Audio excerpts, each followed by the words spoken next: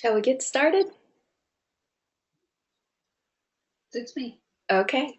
I'm Amy Siegel, and I'm the ASA Director of Programs. And this year I'm going to be co-presenting webinars with Tina Weisman. Hi, I'm Tina. And as everybody knows, Tina's the Strategic Planning Specialist. Just in case we have a few newbies, Tina's the go-to person to answer all the questions and get the help. So we like to start on time and end on time. So we're going to go ahead and turn off our cameras and get started with the webinar.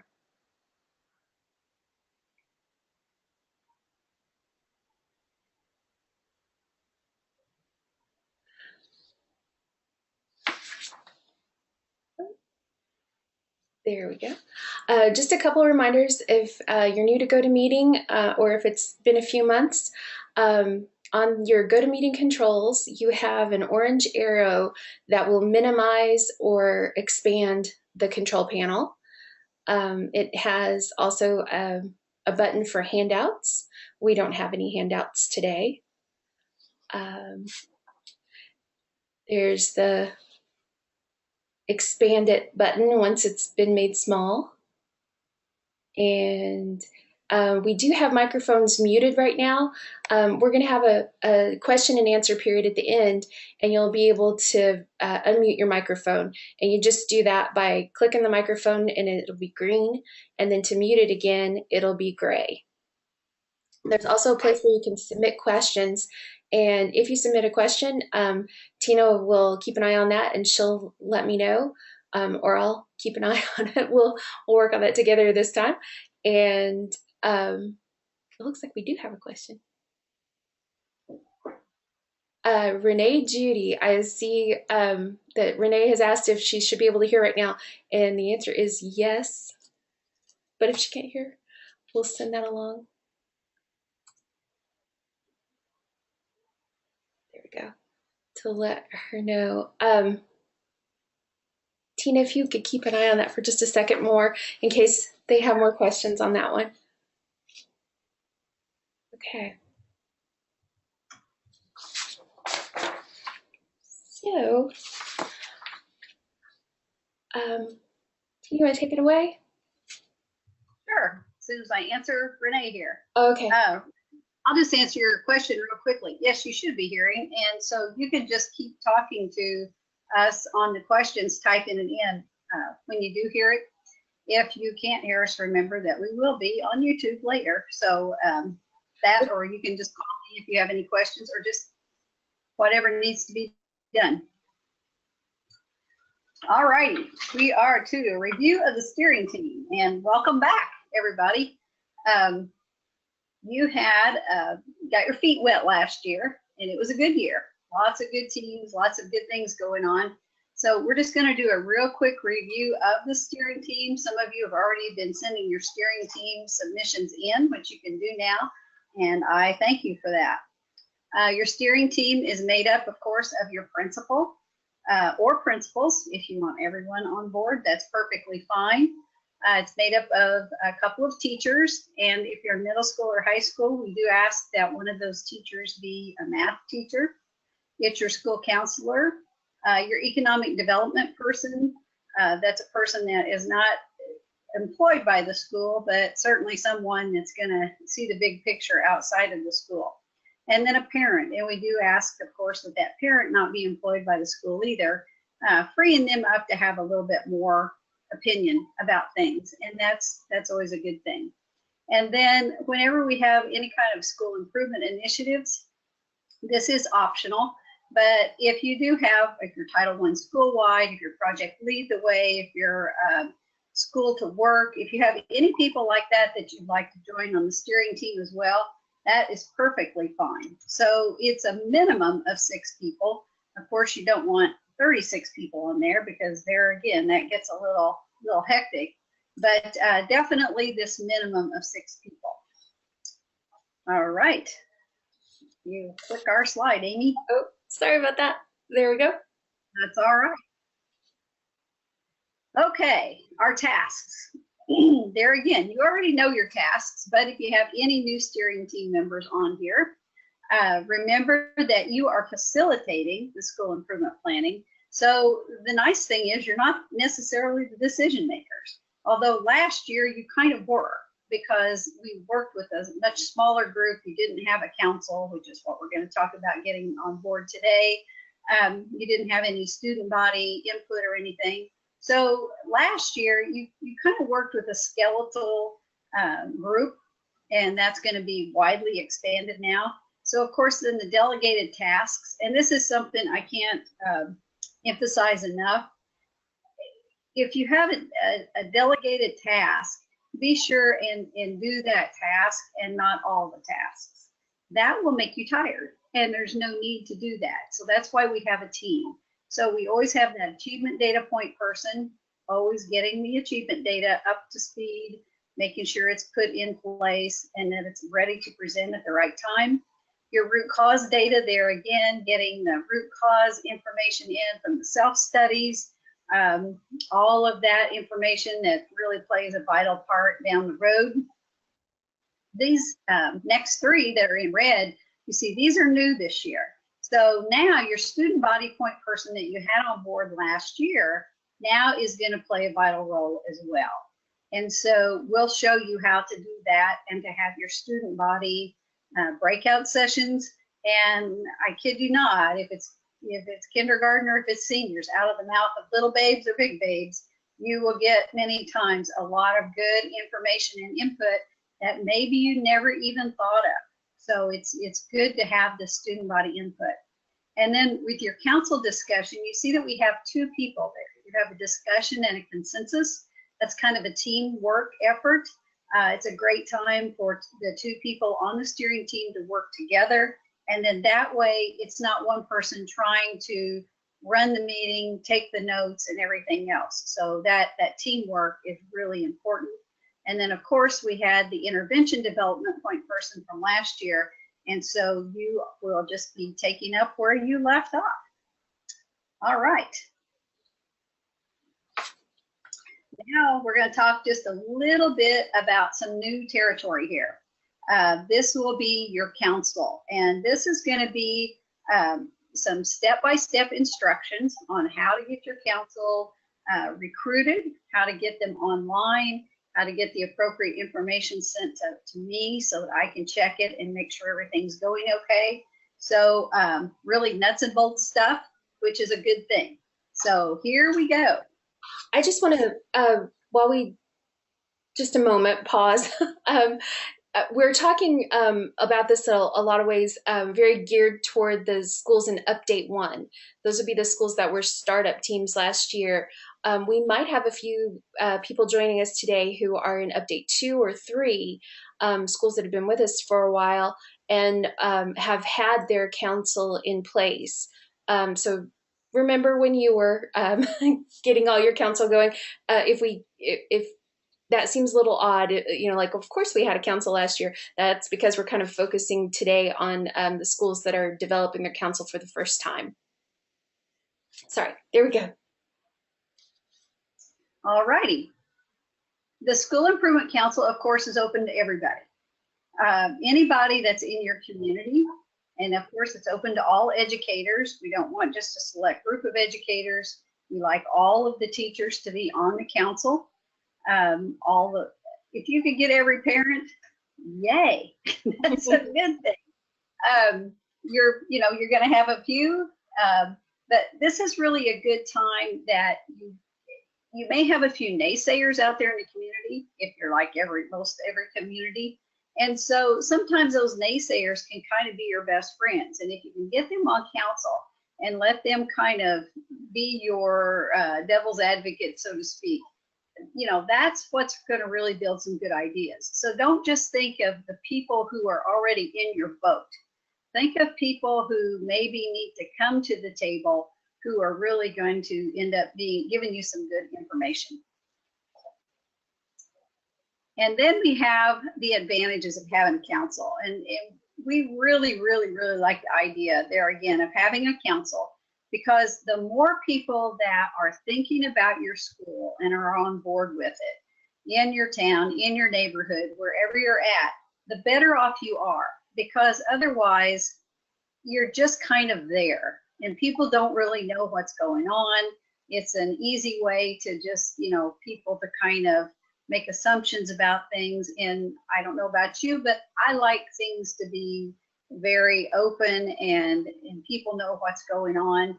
And there again, you get all those varieties of perspectives.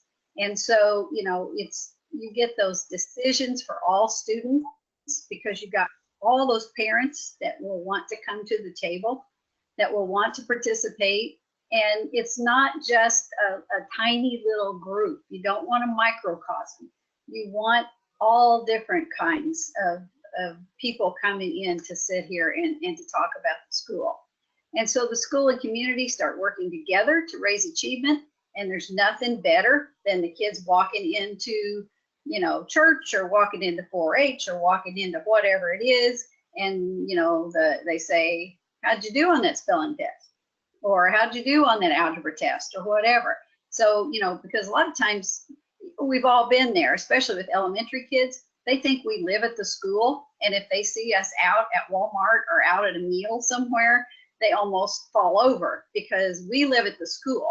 And so, you need to get that opened up a little. So that's a good thing. And then the students, get to hearing that same message from the school, from the home, from the community. We really need you to do well. We want you to do well. And they get that same message. And then, of course, the council members will bring resources to the table. We run out of resources. We wear ourselves out trying to look for resources. And there's a wealth of them out there. Even if it's a small town, people have good ideas, they have connections, they network, all kinds of good stuff. And then, of course, the secondary part of this advantage is that it's basically required by PL 221. So a school improvement team is required that's made up of educators, parents, and community. And so they really want to see that within your PL 221. And this is the perfect setup in order to have that and have it done successfully. When we talk about the ideal council makeup, we really are looking at all teachers, all counselors, and all administrators being on your council. We're looking for representatives from your feeder school. If you're middle school or high school, if you're in elementary or middle school, you want the people who are receiving your kids. That gives them a voice to say, we noticed that 7th graders coming in are not ready for algebra, and we really want to get started with algebra. That's information that your 6th grade might need. So having them on the council gives them an avenue to have those conversations. We are looking for parents from all grade levels, from all education programs. So special needs parents should be represented. We should see high ability parents represented, and any other education programs you have. And we really are looking for the demographic makeup of your kids. If you have parents of different ethnicities, make sure that you've got all of those groups included. And sometimes you're going to have to go, we'll talk about this in a little bit, it might take more than a letter to get them there. If there are parents who feel like they're not really important at your school, it may take some convincing, some phone calls, but they are very worth having there. And you'll find many benefits to having those voices heard. In our community, we're looking for economic development. I believe every county in Indiana has an economic development office. If you don't know who that is, call your local chamber of commerce, they'll know. And those people are great because they do nothing but go to meetings. So yours will just be one more meeting for them to go to. We do want to see business representatives, that Chamber of Commerce again, your community foundation. This is a great place for the community foundation. They're some of the greatest resource people as far as, well, we have a grant that your school could apply for to pay for this thing you want to do. So make sure that you're getting out there.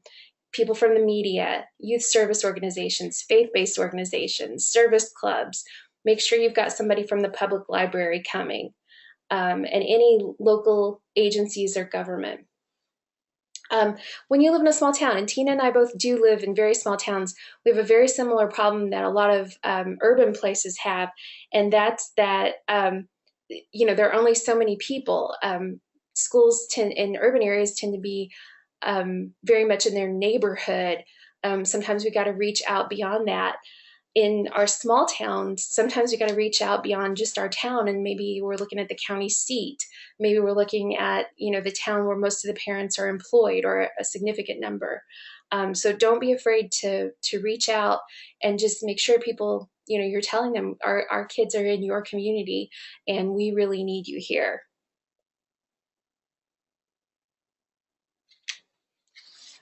Okay. So keeping that in mind, when you start thinking about the makeup of your council, it really should mirror your community because it's mirroring your kids.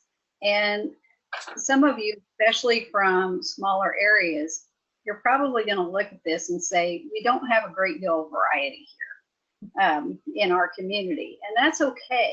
But what you can do is you can look at those areas where you do. Obviously, you're going to have gender, you're going to have economic levels. Um, Geographic location may or may not figure into it. It may all be farmland. It may be, coal mine. It may be, factory, whatever. So within that, you can drill down, because within gender, you're going to have, different kids. What are the boys doing? What are the girls doing? The parents that really would want to be involved. With your economic levels, don't overlook any economic level. You want to make sure that the kids who are free and reduced are having parents that are coming there, that they're more than welcome. You want the middle ones. You want everybody involved in this. And the same thing with ethnicity, because there may be a very small minority of an ethnic group just coming into your area or has been there for a little while. There again, bring them to the table and let them know that they're certainly welcome and that you want to hear from them and their opinions on things. I know that a few of our school districts participate as a whole district. And the temptation can be to have one school improvement council for the whole district. We really strongly advise against that. You need your council to concentrate on on each school. Elementary issues are going to be different than middle school, are going to be different than high school. Try to have at least by building level. You could be sharing some members. You might only have one economic development person, but that person's really going to need to go to two meetings, one for the elementary and one for the junior senior high school, for instance. So just keep in mind, it's okay to share members. It's not okay to have one council for the whole district.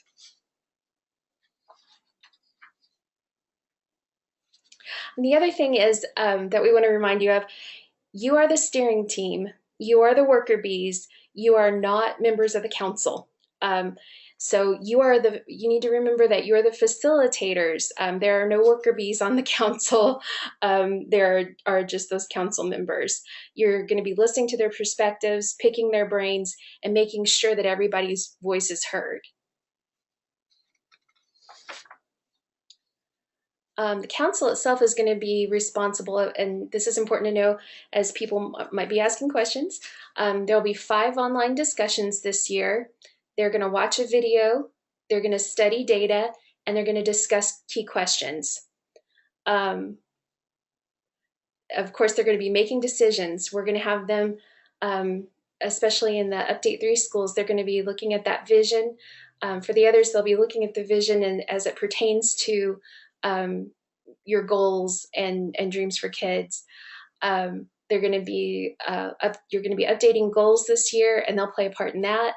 They'll be deciding root causes, and they'll be deciding interventions. Do we carry on with the interventions we have in our plan, or do we need to make some changes? We find oftentimes that the council becomes advocates for the school. They're out there in the community. They we'll have a much better view from the inside of what goes on in your data and what you're trying to do for kids. So they can just be great. And they also can come through with some great activities that they can do in the community. It's a really great communication tool.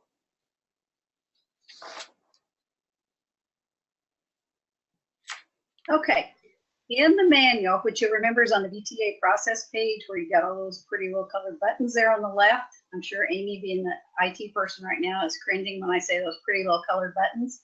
But remember, your manual button is right there. And when you click on it, then you're going to have different items that will help you put this together. And use these because they are extremely helpful. I can remember using this myself, and it really helps you think because you can start locating people that you might have overlooked otherwise. So just go ahead, and when you get ready to do this, just print it out. And in the manual for first year schools for update 1, it's 2.2, and then for update 2 schools in 3, it would be manual 1.3. And so when you see this, it breaks it down. And so, for example, in your community, you're going to have local businesses that you can put in there, labor representatives, community foundation people, the library, service clubs, youth service organizations, faith-based communities, people from your churches, all the businesses, economic development.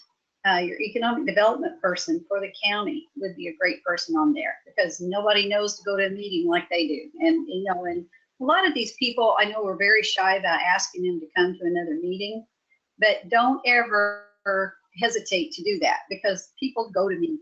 They just do that. And so within also the manual, there are recruitment tools.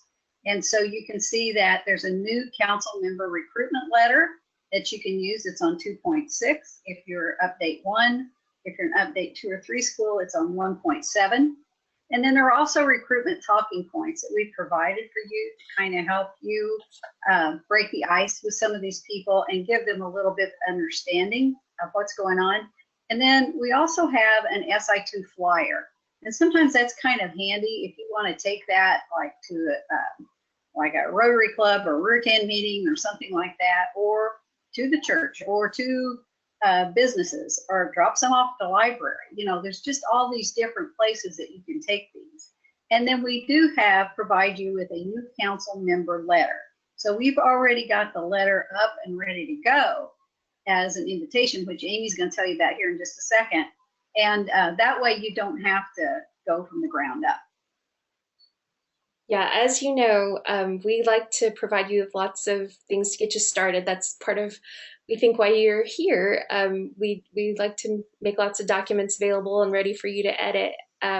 This sample invitation, it is in the manual. It is also on, there's an info icon. We're going to look at the process page, and we've got it linked in a couple places just so it's handy for you to find. So after your brainstorm that Tina was going over a moment ago, you're going to send an invitation by snail mail or email. We have the sample ready for you to go. You're just going to drop in your school's information. We've put in red all the places that you need to replace with your school information. And then you can just copy and paste that into an email, or you can print it out and send it out as a letter. But an important thing is to remember your invitations are going to get uploaded as part of your process. This is something that Tina's going to look at. So make sure that you save a file. The invitation that we have, the sample, is a good start for that. All you got to do is save it, and then you can just upload it, and we'll look at that in a moment on the process page. And then you're done. Tina will review that and be able to mark that meets criteria. If you decide to do any other sort of inviting, if you're doing a presentation someplace, if you're putting it on your Facebook page or posting on Twitter, the information that you need to make sure you put in is the website that council members use to join. It's asainstitute.org join council, and you got to have your school's DOE number. They're going to need that so they can get connected to your individual school. So if you're doing other ways of connecting with people, just make sure that you have something that you can save as a file to upload so that you meet that requirement on your process page. Okay, this is the page that, or a screenshot from the page that the council members, potential council members will come to. Again, the address is asainstitute.org/join council. And they're going to open this page, and really it just asks for the 4-digit DOE ID number. So they put that in, and they're asked for their contact information. At minimum, they're going to need to provide their name, their email address, let me make sure, at least one phone number. And the reason we ask for that, in case anybody wants to know, the steering team will be the only people who can see that phone number. But we want to make sure you have it in case you've scheduled a meeting and it's, suddenly, we have a freak snow because we live in Indiana and that happens. We want to have a couple ways for you to get in touch with people and let them know that the meeting's being rescheduled. Or if there's any other sort of emergency, or if people are not coming to meetings and you need to reach out and remind them how important their voice is to you, we wanted to give you a way to personally contact them. But that information is not shared outside of your outside of your council roster in the steering team online system.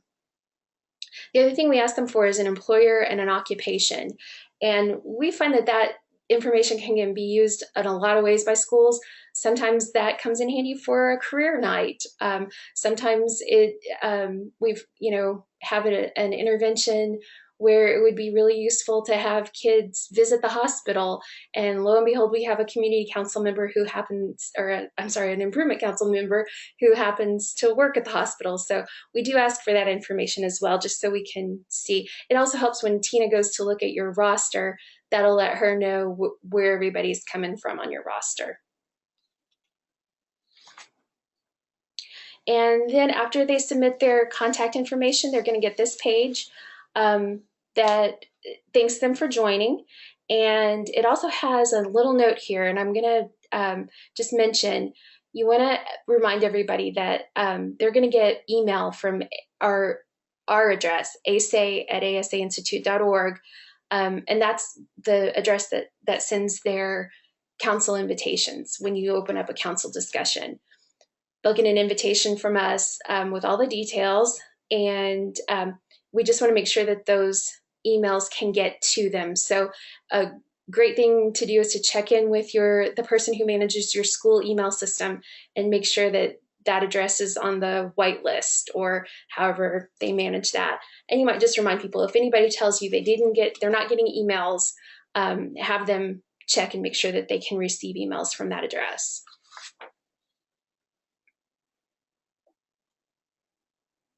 Okay, and like Amy said earlier, you don't have to just stick with the old conventional ways unless you like the old conventional ways, and that's okay. Your letter is already set up and ready to go. You just enter in your school information, the DOE number, a contact person, and a phone number. That, like she said, that's all in red, and you can just go in and you can edit that as you go. But you can also use your Facebook or Twitter posts if your school has one. There again, you invite all teachers, all parents, all community members. When you mass invite like this, you just need to make sure that everybody was invited. That's the main thing. So just kind of determine when they're going to be disseminated. One thing that schools tend to run into as just kind of troubleshooting here for you ahead of time, don't wait too late. Give people, a good 3 weeks so that they can be thinking about when the meeting's going to be and trying to be there, because none of us like to receive an invitation 3 days before a meeting is going to be, because otherwise they might be there, but they just can't. So remember that. Your targeted invitations, there again, you're using that brainstorming sheet that we showed you earlier. You're going to identify your stakeholder groups, people who you think are really urgently needed to work with your school. A lot of them already may be, and that's great. But there again, add to that, enhance it, and invite them to be on council. And then determine who you'd like to invite from each group to participate, of course. And then which steering team members will call each potential council member and by when. So you really want to get organized from the get-go on this and not let it be hit and miss. And so then, of course, the responsibility of that person is a council meeting point person, which of course we have 2 of those. And so those 2 people can work together and then can help share the information then with the rest of the council and the rest of the rest of the steering team. And of course, the rest of the steering team is going to have some really good ideas too about different people to invite. So just everybody get together, brainstorm, and then let the council point people do their thing. All right, we are moving on to the rubric. And if you're all just absolutely flabbergasted right now and you think, I don't know what to click and I'm not sure where to click it and upload, download and all that business, just hang on because we're going to get you there, and I'm going to go through the rubric real quickly and show you what's on that. And then Amy is going to walk you through the online system step by step. And then, of course, you always know, call me if you have any questions. So what am I going to be looking for? When you send in the council roster, and remember, that's a really cool thing about this. Used to, we would get the council information and we have to type it all in, which is, ugh. And now the council, when they send that back that they'd like to join, all your information is going to be automatically put in. So you don't have to enter in any information for council members, which you will be so happy when you start doing this. So what I'm going to be looking for when you submit your council roster, I'm going to make sure that all your teachers are members of the council. So you may get an email or a phone call or needs revision if I see that you have like 7 teachers or 5 teachers on there. You may only have 5 teachers in your building or 7, but I may send you a needs revision just saying, how many teachers do you have? And remember, I can always go back to the SIP uses page, and I usually cross-reference that. So if I see that your numbers are way off, I'll send it back and say, oh, don't forget to remind your teachers to accept the invitation and to put their information in. I'm going to look for parents of different student groups. 1 or 2 parents, that's not a good balance. So you're going to want several parents on there. And there are parents who are more than willing to be a part of this. And then economic development, because, what are our kids, what are we doing? We want them to be successful economically. So we need that input from those people to tell us what they're looking for. And then, of course, local businesses, you want them involved, community agencies, youth service organizations. And then if you're a Title I TAS or school-wide, you're also going to want your rep on here from any of these programs that you have. Because there again, it's extra input that's going to be thinking and make your thinking broader, which is very important. All right, Amy, take it away. Okay, we're going to get going with the online system. Let me switch this. I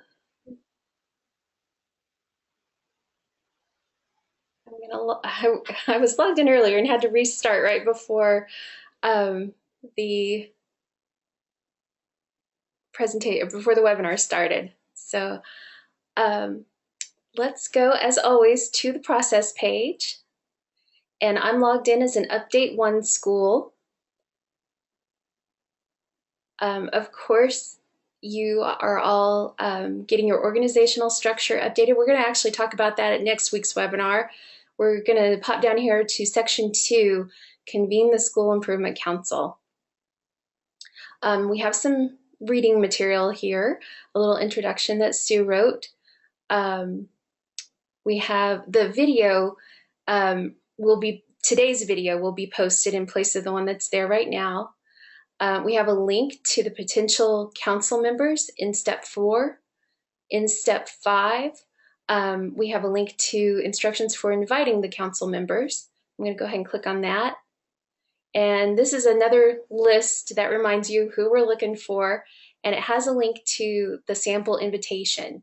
And you just go ahead and click that, and it downloads the sample invitation for you. I'm going to come over and open it up from my desktop. We'll go ahead and show you that. So here you see, as I mentioned before, we have in red all the things that you would need to replace. There's a lot of information here. We tried to anticipate questions that potential council members would have.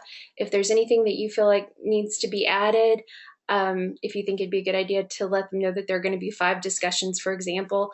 We didn't get quite that specific, but you can do that. If you feel like there's information that you'd rather share the first time you meet with everybody, it's okay to take some of this out too. So edit it as you need, but we feel like it's a pretty good start. We like to make your job easy when we can. Be sure that you put in your school's DOE number. They've got to have that to get signed up to be a council member. And then down at the bottom for additional information, be sure to put in your council point person, or point people down here, and their contact information. And then usually this is signed by the principal. If there's somebody that you feel would be a better signature, go ahead and change it as needed. And then you're just going to save it. And we come back to the process page. I'm going to go down here. In step 6, I can upload my council invitation. So I'm going to click the upload button. And it asks me to browse for the file that I want. And I find that on my desktop, council invitation. I open it. And it tells me that it has the file name. That's the correct file name. And I click upload.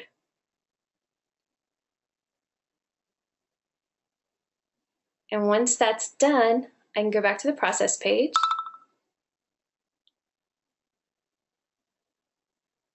That is my husband telling me things. Sorry about that.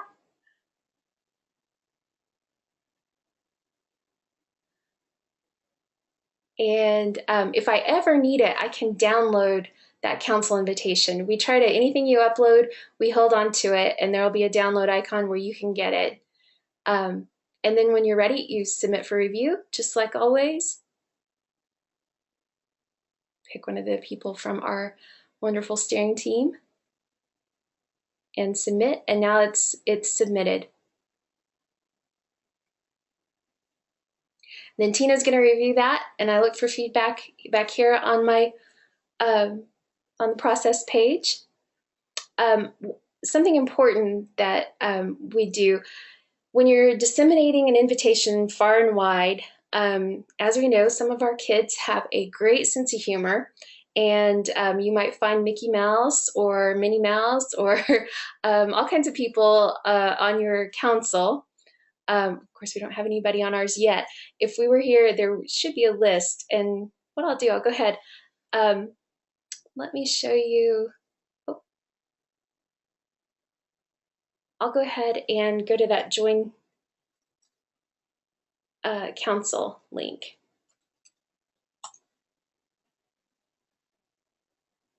And our school code is actually SI2.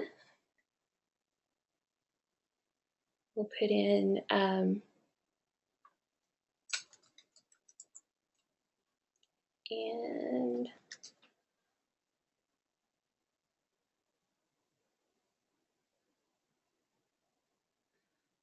let's see, I'm a parent. I could also be a teacher. That happens in a lot of schools, that teachers are also parents of our students. I am also looking for,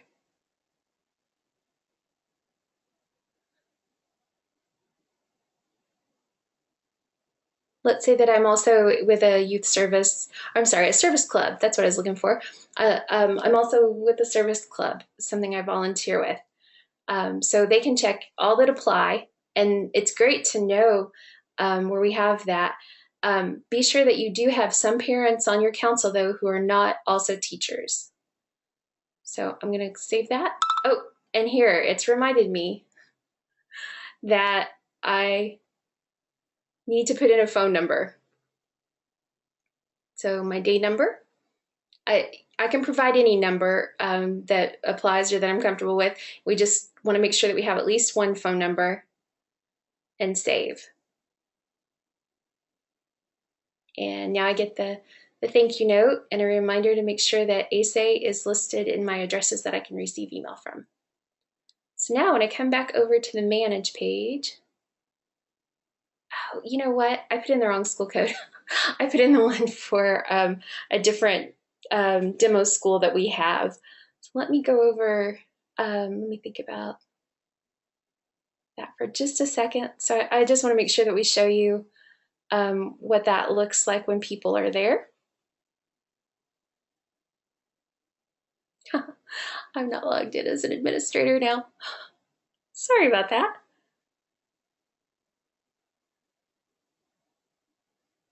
I'm going to use, I don't think our friends at Orleans would mind too much if I use their school just to give you a quick peek at what that looks like. So on their council members, this is an Update 3 school, but they have the same manage council members link.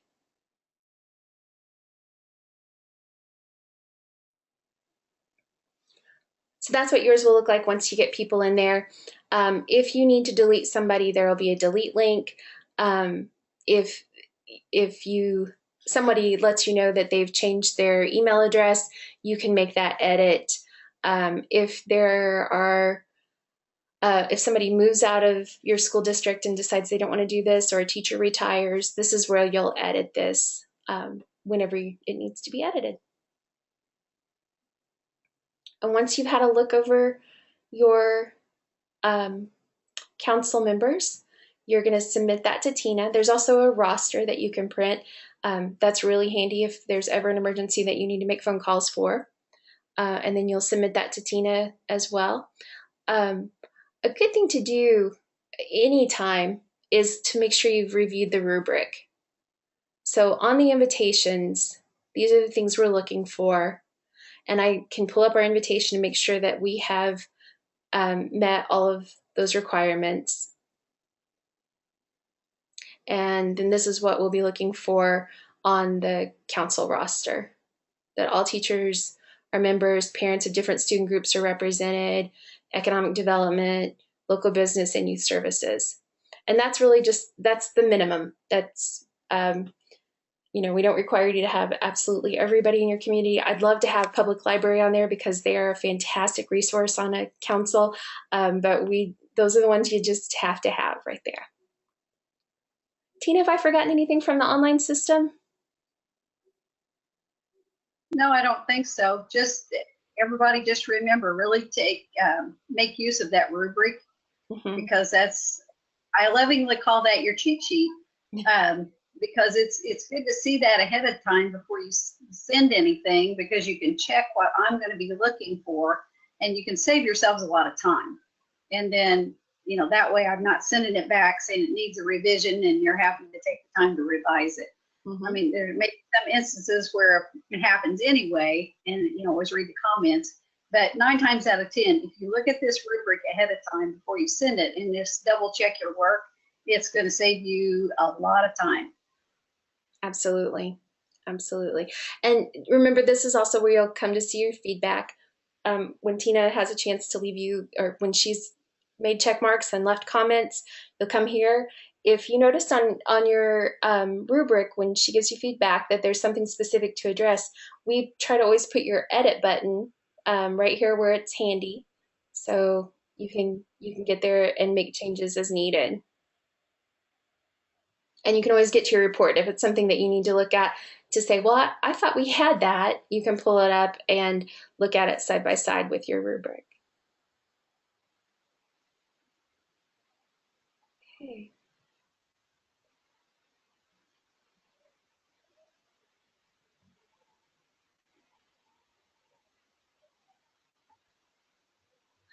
Before we sign off, I want to check. Do we have any questions? You are welcome to unmute yourselves. I think you or raise a hand or yeah, if anybody would like to just jump in, unmute yourself and ask away.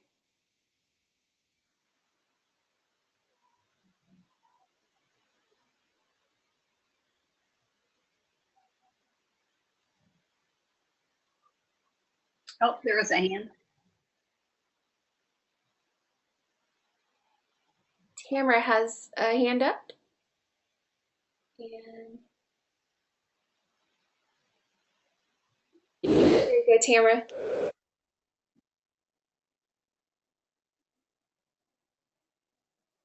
Okay, you've got a green microphone now.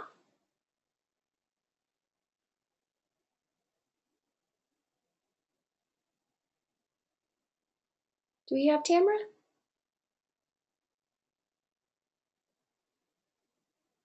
If she wants to go ahead, and Tamara, if you want to go ahead and just.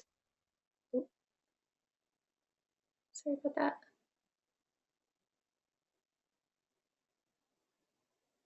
If you're having problems with your microphone, if you want to go ahead and just type your question in that question section.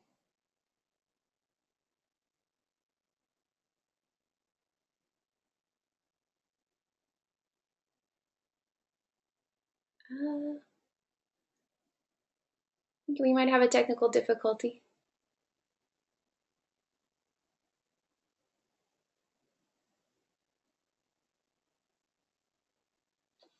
It looks like Renee has a question maybe here, typed in. I see that, okay. As far as dates and time, oh, do we plan? Yes, let's go back to the online system. Renee's question, do we plan the meeting as far as dates and time? Let me show you how that works. When it comes time to actually do a discussion, in your process page, here's how it's going to go. And we'll be talking about this more at next week's webinar for the intervention kickoff. So once we have the council in place, each time we have a task, we're going to have like in step 5 where it says open council discussion 1. So we'll click on open council discussion 1, and this gives me some information. And the first thing that we need to know is if you're going to have an in-person discussion as well as an online discussion. We always make the online discussion available, and that's in case somebody can't make it to the in-person discussion. They have a way that they can contribute. So the default is always to have the online discussion, but a lot of teams, especially when you're just getting your council going, find that it's really good to have an in-person discussion. So we give you that option too. Some of our older teams, they just do the online discussion because they've been at this a while, and they feel like it's a more efficient way for them to work. But you always have the option. So let's say that we've decided that we're going to have an in-person discussion. We set our date. So let's say we wanted to do it on the 19th, and we set the time. And we put in the location. And then of course we'll have the online input as well. And when we send the invitation, everybody gets a link that is just for that person. So there'll be, oh, we've got a microphone.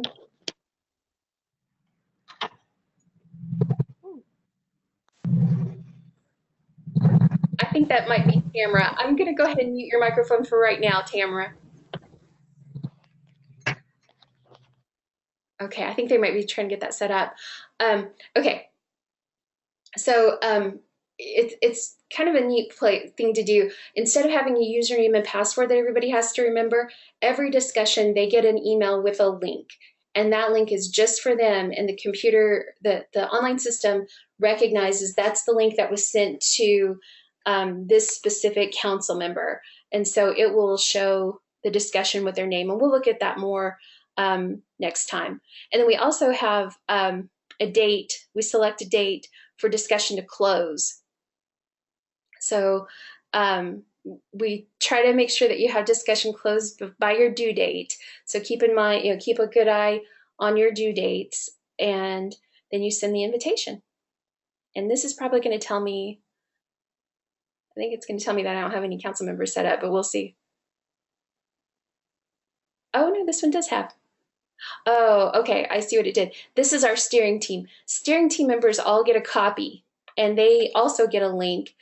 We do encourage steering team members to go in to the discussion and to monitor, and if they need to guide discussion a bit, if things are getting off topic, if somebody has said something inappropriate, steering team members have the ability to delete comments if need be.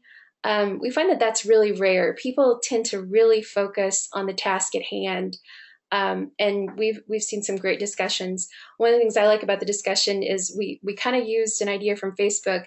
Instead of liking a comment, you can agree with it. So we'll show you what the invitations look like. This it says that we're having the intervention kickoff. There's an in-person meeting details. And then here's the link to the online discussion. And then we have some information about using that. And just so you can see, here is the online link. And this is what a discussion looks like. It'll have some instructions up here, some text about the meeting. It has the video, and then questions for people to answer. And so I just happened to use the one for Diego Garcia. I can type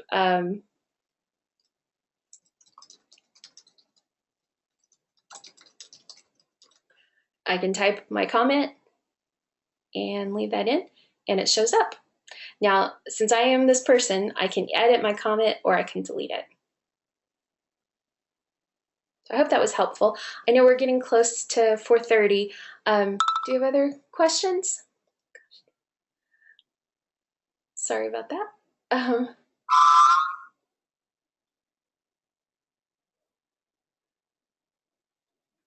And once again, as always, if you're looking at this and you just need to kind of digest it, remember it's all new, but it does work very nicely as you go along.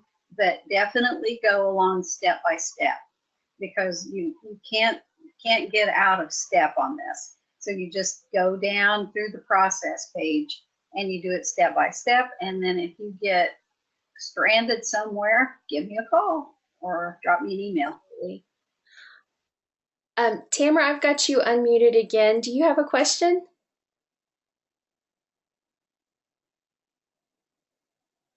Oh, it says I see that you sent us a message that your mic isn't working. I hope you can still hear us. If you want to type your question in the same place, we'll answer it. Amy, I have it here. It says, do our teachers and council have to resubmit? No, I'm pretty sure Tamara must be on an update 2 or update 3 school. If you've got teachers and council members who joined last year or the year before, as long as they're on your roster, you might go over it, make sure that their information's all up to date, but they'll stay on your roster. So if you have new teachers in the building, you want to make sure they get invited. If you have parents who've left your building, if their students have gone to the next building level, or if they've graduated, you might need to get some new parents on there. I know that some of our older schools have had attrition rates where their parents are just kind of aging out of their council. You got to make sure that you're replacing those folks. We also have turnover where people retire and they don't feel like they're able to represent the organization that they were originally sent to represent, you might need to replace folks like that too. So just go to the manage page again, and where you manage your council members, delete anybody who isn't going to be participating anymore, and then make sure that you invite new people as needed. Is that good?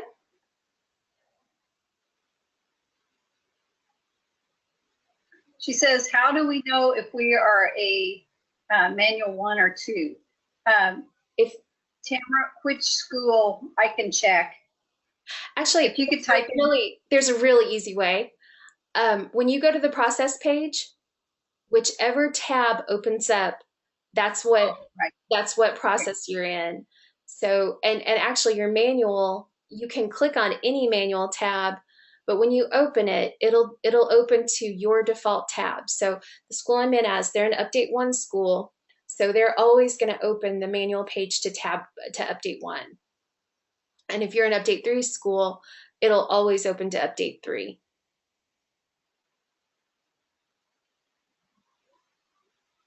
Does that help?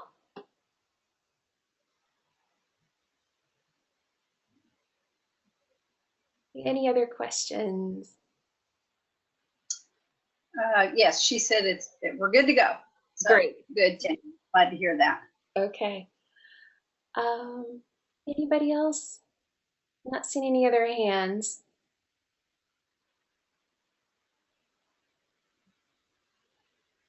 Okay, so I'm going to pop this back up. As always, we are very serious about this. There is a 5-minute rule. You don't have the time to waste. If you need help, call us. If Tina's not available, I'm here. I'm at 812-349-4142 as well. And you can always get Tina at weisman@asainstitute.org. We really do want to help. So don't let yourself get frustrated. Just let us know that you need us, okay? Tina, anything to add? I don't think so. Just put me on speed dial. It's that time of year. There you go. All right. Well, thank you all so much for coming. And we will have the recorded webinar up just as soon as I can get it up. And we'll see you next time. We'll see you next week. There is a webinar next week, so we'll see you then. Be sure and sign up.